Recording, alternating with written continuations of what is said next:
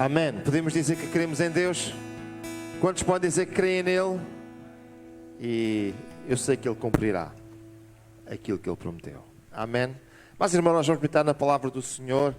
E eu pedia que tomasseis os vossos lugares. Estamos falando sobre o Gênesis. E estamos falando logo no início do Gênesis, no primeiro capítulo. E então o que nós temos é o relato da criação. Mas na verdade temos um ou dois relatos. Na verdade, no primeiro capítulo nós temos um relato sobre a criação, mas nós depois chegamos ao segundo capítulo e encontramos mais um relato, mais outra maneira de relatar a criação. No capítulo 1, um texto muito bonito, por acaso, nós encontramos um texto poético. No capítulo 2, nós encontramos uma narrativa. E meus amados irmãos, quando nós olhamos para este texto, nós temos que o entender exatamente desta forma. No princípio, criou Deus os céus e a terra. E este, no princípio, criou Deus, levanta uma grande dificuldade. Quando nós fazemos alguma coisa, nós temos que ter algo para o fazer. Mas, e antes de haver alguma coisa? No princípio, antes que houvesse alguma coisa, Deus criou. Então Ele criou a partir do quê? Ele criou a partir do nada. E isto é daquelas coisas que eu não vos sei explicar, porque tudo o que eu faço é a partir de alguma coisa.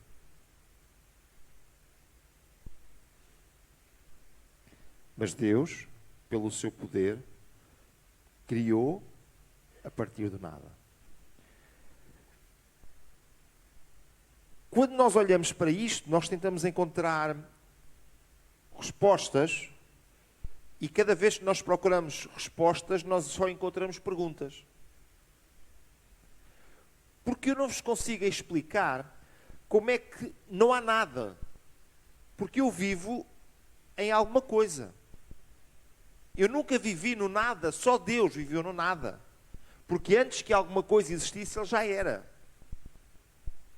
Mas no nada, Ele fez tudo. No princípio, criou Deus os céus e a terra. No princípio, este Bereshit, lá no hebraico, ele está ligado com antes. Antes de tudo. Antes que alguma coisa fosse. Normalmente, nós temos pontos, pinos que nós colocamos no tempo para dizermos alguma coisa num determinado tempo. Às vezes dizemos quando eu era criança, quando eu ainda andava na escola, quando... Mas o tempo que está aqui é antes que houvesse tempo. Antes que houvesse alguma coisa. Aí Deus criou. Deus criou os céus e a terra. Olhemos para a criação segundo o primeiro capítulo do livro de Gênesis. Vemos que no primeiro dia Deus criou a luz e as trevas. No segundo dia Deus criou o mar e o céu. No terceiro dia Deus criou a terra fértil. No quarto dia Deus criou os luminares para o dia e para a noite. No quinto dia, Deus criou as criaturas do mar. E no sexto dia, Deus criou as criaturas da terra, os animais terrestres e o homem. Este é um texto poético nem sequer me atrevo a pensar em discutir se estamos a falar de dias de 24 horas ou de dias de que tempo for. Também não me atrevo a discutir que todos estes dias tiveram a mesma duração. A única coisa que eu tenho a certeza é que Deus criou todas estas coisas, cada uma por sua vez, para que tudo ficasse direito. Olha, este texto poético tem uma estrutura poética muito interessante. Nós encontramos que Deus anuncia, e disse Deus, haja luz. A seguir ao anúncio vem a ordem. E depois veio o relatório daquilo que aconteceu. E houve luz. E viu Deus que a luz era boa. Então temos aqui uma avaliação daquilo que foi feito. E nós vamos ver que esta avaliação é igual nos 5 primeiros dias e diferente no 6º dia. Já vamos ver porquê. E vemos que estes dias, eles começam a marcar o tempo. E foi a tarde e a manhã do dia 1º, do dia 2º, do dia 3º.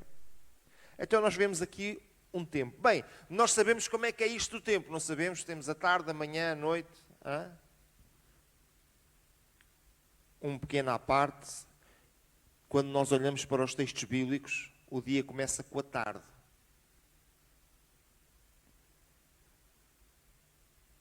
E por vezes nós estamos a contar os dias e contamos à nossa maneira. E a nossa maneira é, nasceu o sol, começou o dia. Eles não. Pôs-se o sol, começou o dia seguinte. Até ao pôr do sol do outro dia.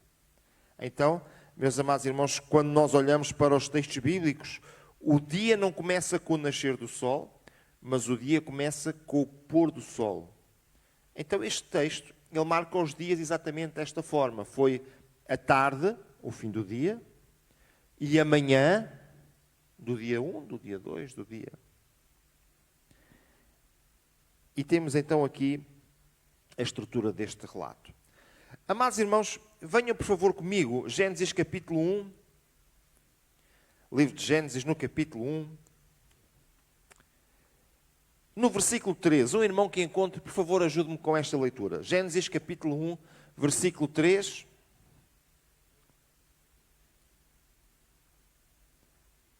E no versículo 4 também, por favor.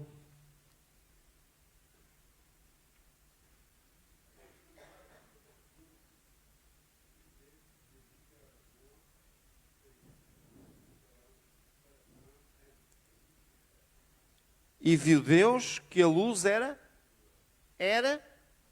boa. Neste mesmo capítulo 1 de Gênesis, vamos ao versículo 31.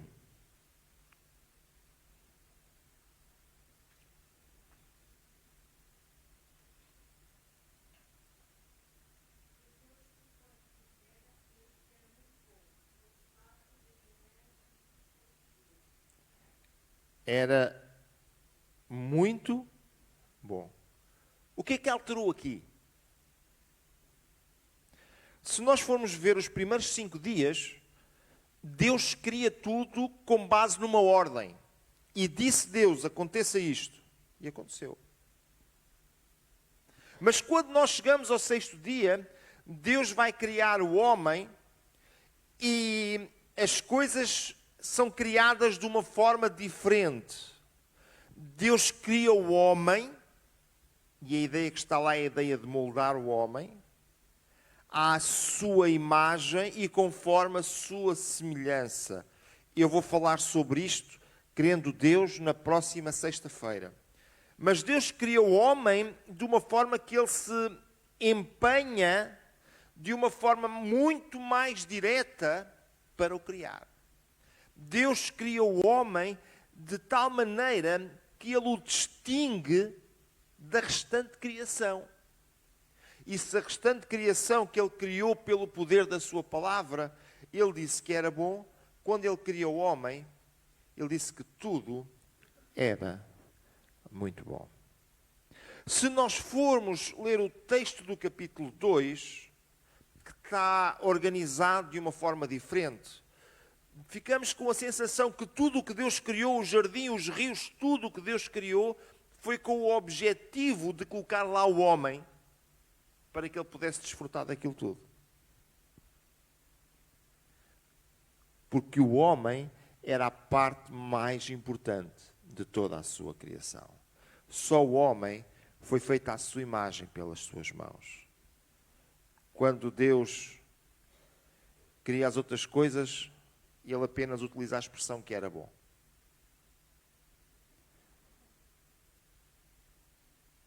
Aqui nós encontramos uma distinção entre o homem e toda a restante criação. Olha, meu amado irmão, eu sei que o diabo quer muitas vezes dizer que nós somos muito fraquinhos e não prestamos para nada.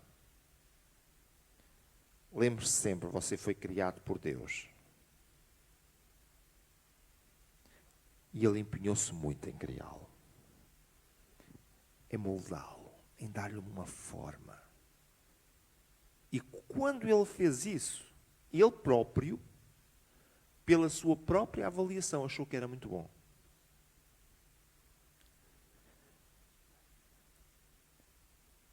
O diabo quer dizer que é muito mau. Mas Deus criou muito bom. Eu sei que estavam todos à espera que eu vos fosse explicar pormenorizadamente como é que foi a criação. E temos aí os vegetarianos e os naturistas todos a pensar como é que se foram criadas as couves, como é que foram criadas as árvores. E temos aqueles que gostam dos animais, como é que foi criados os cães e os gatos e os elefantes. E há muita gente a especular muito sobre isso. E eu poderia ficar a especular. Isso valia apenas de especulação. A verdade é que tudo o que é importante sobre a criação está resumido no Novo Testamento por João. E eu pedia que viesseis comigo. Eu tenho a transcrição do texto aqui e nós podemos ler João no capítulo 1. E diz lá, no princípio era o verbo. Este princípio é o mesmo princípio que nós temos lá no livro de Gênesis, antes que alguma coisa existisse. E o verbo estava com Deus e o verbo era Deus. Este verbo, o verbo divino, é uma referência à pessoa de Jesus Cristo. Ele estava no princípio com Deus e todas as coisas foram feitas por Ele e sem Ele nada do que foi feito se fez. Tudo o que importa sobre a criação está aqui. Tudo foi criado por Deus. Tudo foi criado por Ele. E sem Ele, nada do que foi feito se fez. Amados irmãos e prezadas irmãs, deixem dizer-vos nesta noite, nós precisamos de olhar bem e de perceber sempre tudo o que existe foi feito por Deus. Amém? É interessante que nós olhamos para este texto e nós encontramos que Jesus estava com Deus. E a pergunta que muitas vezes nós podemos fazer, então, mas Jesus não é Deus? Sim, o texto de João diz isto. No princípio era o verbo, e o verbo estava com Deus, e o verbo era Deus.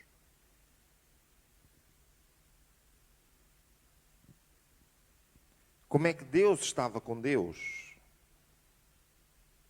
Deus estava com Deus porque Deus são três pessoas. Numa só. E Jesus, sendo uma das pessoas, Ele estava com as outras duas, o Pai e o Espírito Santo.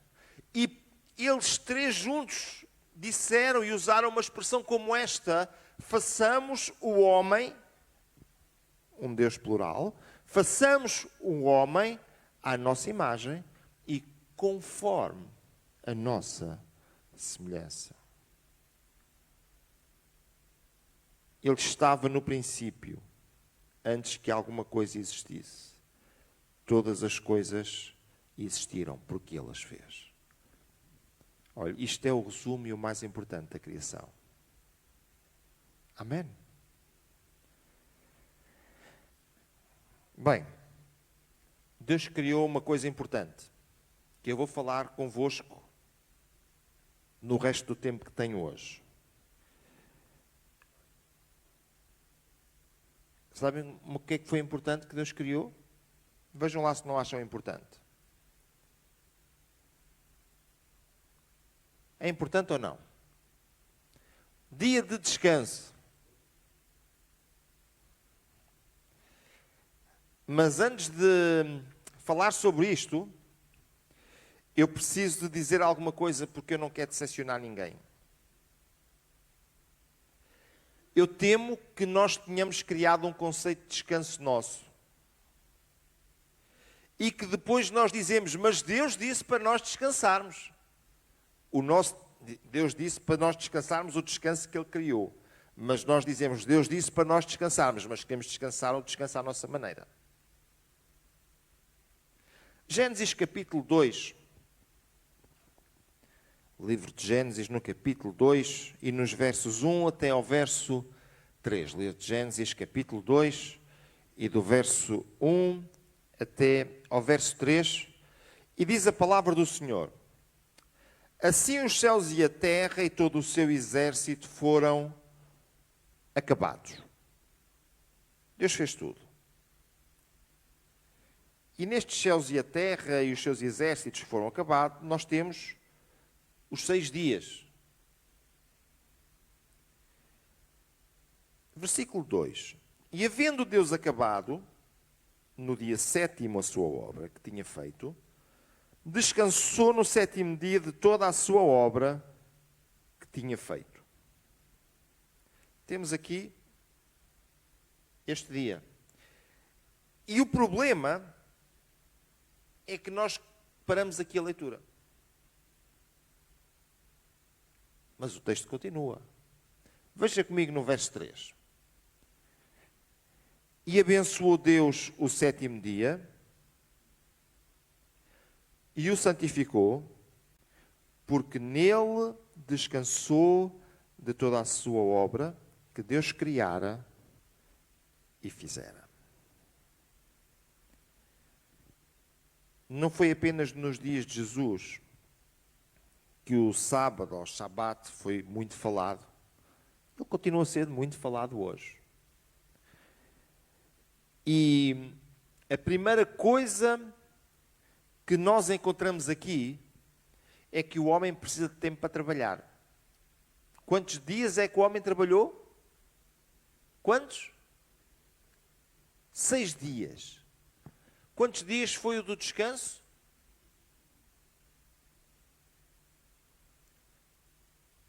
Eu sei que o que é que os irmãos estão a pensar. Eu estou a olhar para a vossa cara e estou a tentar perceber. Estão a pensar assim, mas isto não podia ser ao contrário? Pois, provavelmente não iria funcionar. 6 dias de trabalho, um descanso. E nós olhamos para isto e percebemos que o homem precisa deste tempo para fazer algo, para construir algo.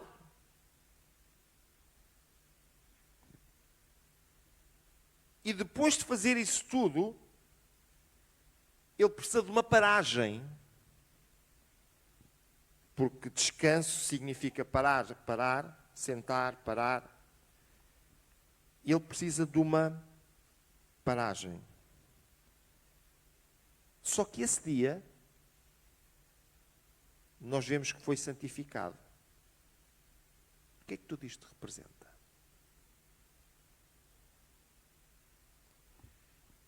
Olhemos para o dia de descanso. O famoso Shavat vem da mesma raiz das palavras traduzidas por parar, cessar, descansar e sentar.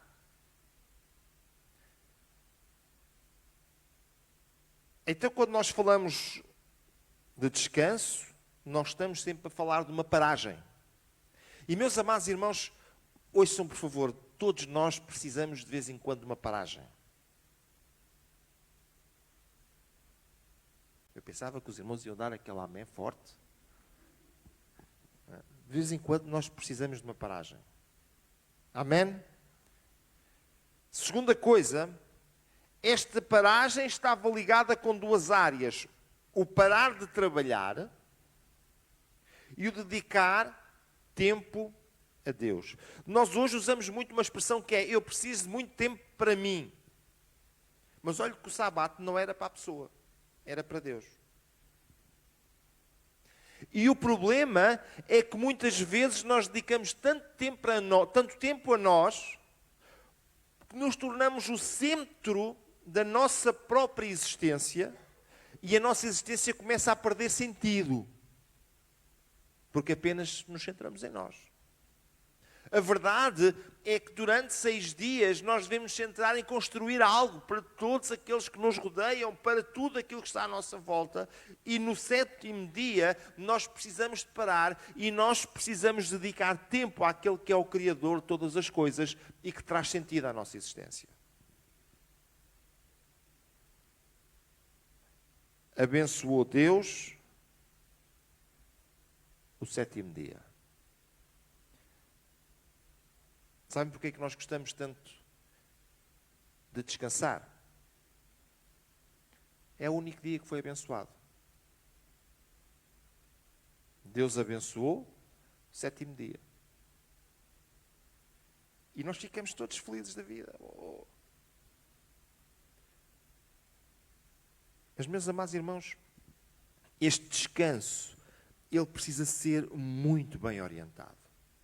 Olha, ele precisa de nos fazer pensar em algo diferente dos outros 6 dias. Ele precisa de nos fazer parar das nossas atividades dos outros 6 dias. Ele precisa de nos levar a ter uma consciência de que nós não podemos fazer o nosso trabalho continuamente. Mas Ele também nos deve levar a pensar que o nosso Deus merece que nós lhe deiamos um dia de 6 em 6 dias. 6 dias trabalhamos e damos-lhe um dia a Ele. E quando nós não percebemos isto, nós podemos ficar com os nossos músculos descansados por ficarmos a dormir o 7º dia todo. Nós podemos ficar com tudo muito descansado. Mas nós não estamos a cumprir o objetivo. E quando nós não cumprimos o objetivo, quem perde a objetividade somos nós. E a nossa vida fica vazia. O descanso tem que ser um descanso para o corpo, mas tem que ser um descanso também para a alma. E é o nosso Deus que refrigera a nossa alma. Amém? O dia do descanso. Olha, é verdade que o corpo necessita de descanso, descanso físico e mental, que é necessário. A necessidade de quebrarmos a nossa rotina, mas não podemos esquecer da nossa alma.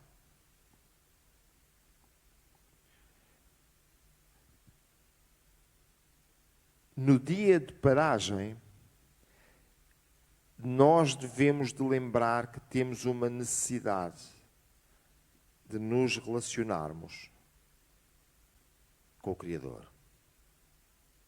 Meu amado irmão e prezada irmã, deixa que te diga nesta noite, se não tirares tempo para estar com Deus, por muito que tu durmas o tempo todo, a tua vida vai ser sempre uma canseira, porque a tua alma não descansou.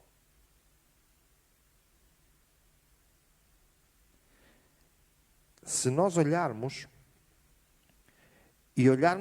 os ciclos das reuniões do Velho Testamento, sempre que havia um tempo de descanso, de paragem, um feriado, um dia especial, o sábado, sempre havia um tempo para as pessoas estarem com Deus. E, meus amados irmãos, nós precisamos de parar e de tirar um tempo para estarmos com Deus.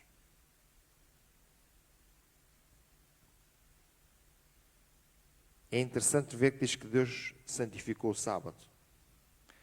E santificação está muito ligado com separar, mas também com dedicar. Durante os 6 dias, nós estivemos envolvidos com todas as coisas. Mas no 7º dia, nós precisamos de nos separar dos nossos afazeres. E precisamos de nos dedicar para estarmos na presença de Deus, buscarmos a sua face, ouvirmos a sua voz, aprendermos a sua palavra, falarmos com Ele.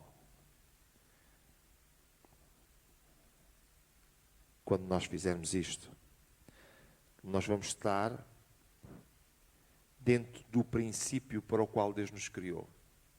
Trabalhar, trabalhar, trabalhar, trabalhar, trabalhar. Contaram 6? Descanse. Trabalhar, trabalhar, trabalhar, trabalhar, trabalhar, trabalhar. Contaram outra vez 6? Descanse.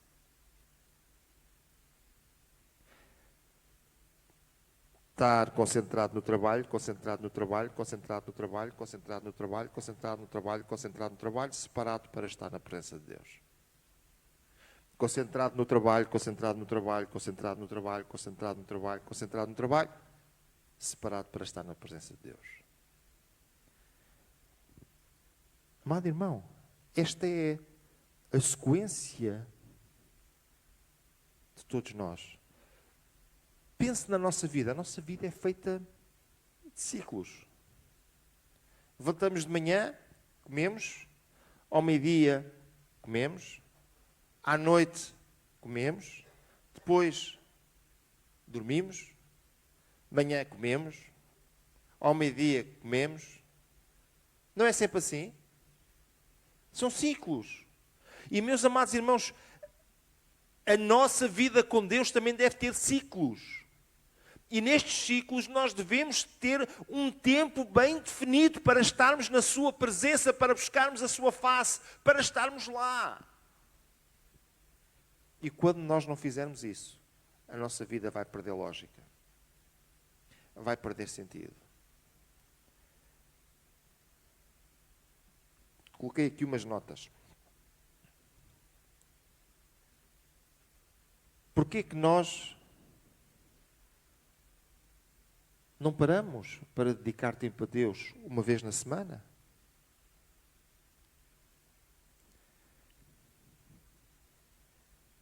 Primeira delas, porque estamos cansados.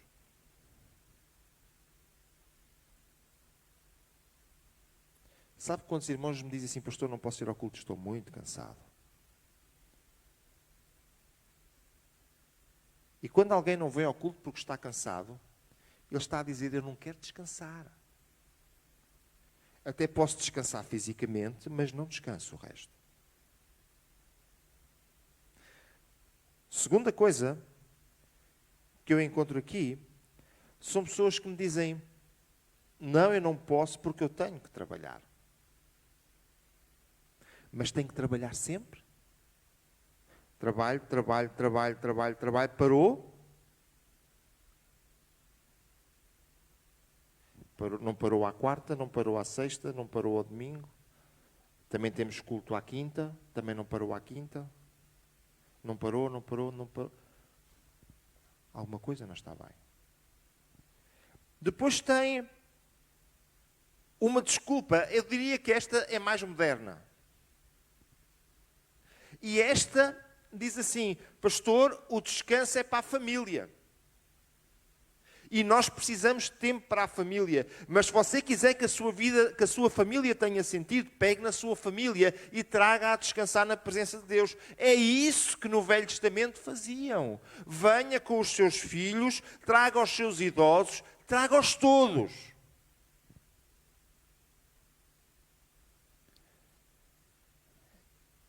E vou ser muito aberto com vocês. O culto, para fazer sentido, Tenho que ter irmãos que quando vão à casa de banho, e pela sua necessidade vão muitas vezes, levam 20 minutos para lá, 20 minutos para cá. Porque eles têm essa dificuldade, mas eles não deixaram de ser pessoas com as mesmas necessidades. E eles têm direito a estar aqui.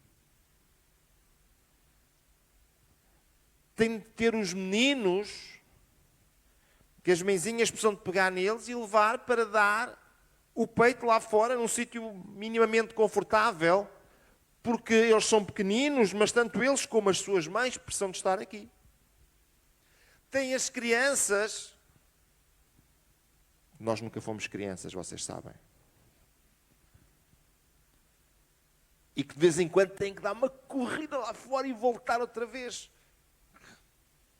Eles têm tanta energia que aquilo... Mas sabe uma coisa? Eles também têm que estar aqui.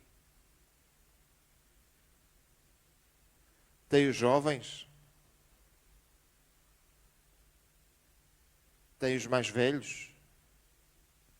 Tem aqueles da meia-idade. Tem todos. E, meus amados irmãos, a igreja do Senhor é para todos. E nós devemos de vir à casa do Senhor entendendo que vimos todos. Porque todos necessitamos de descansar na sua presença. Amados irmãos, deixem-me apresentar-vos uma última nota que eu escrevi aqui. E há pessoas que encontraram agora uma solução. Estou a falar também para os que estão lá em casa. Eu não preciso de ir porque eu tenho internet.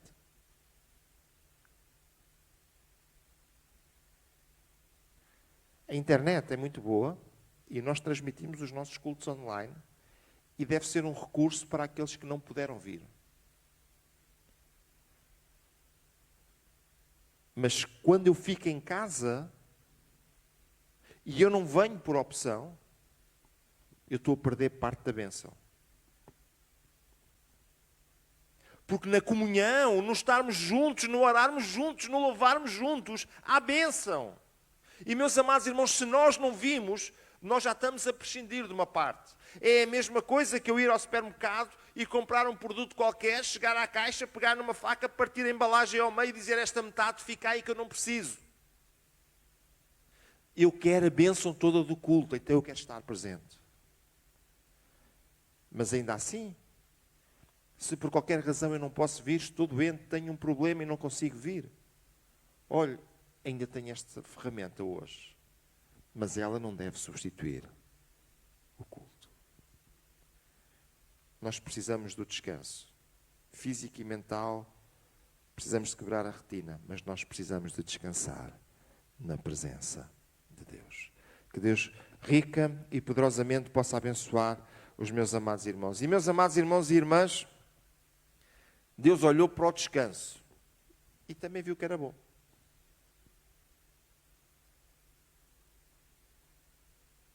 Também viu que era bom. E nesta noite, antes ainda de nós doarmos as nossas ofertas, nós vamos ficar de pé e nós vamos louvar este Deus tão maravilhoso e poderoso, que nos tem dado todas estas coisas e que depois de criar tudo o que nos rodeia, tudo o que nós temos, ainda assim, Ele criou um tempo de paragem para que nós possamos reabastecer as nossas vidas, não apenas a nossa vida física, mas também a nossa vida espiritual. Então, meu amado irmão, glorifiquemos a este Deus tão maravilhoso. No lugar onde tu estás, levanta a tua voz para Deus, a tua voz para o céu. Glorifica o seu nome, porque Ele é digno do nosso louvor. Eu estou grato por aquilo que Ele fez. Ele que é o Criador de todas as coisas. Ele tem criado tudo isto para mim. E por isso eu quero lhe dar adoração. Quero dar-lhe louvor e glória nesta noite. Aleluia, aleluia.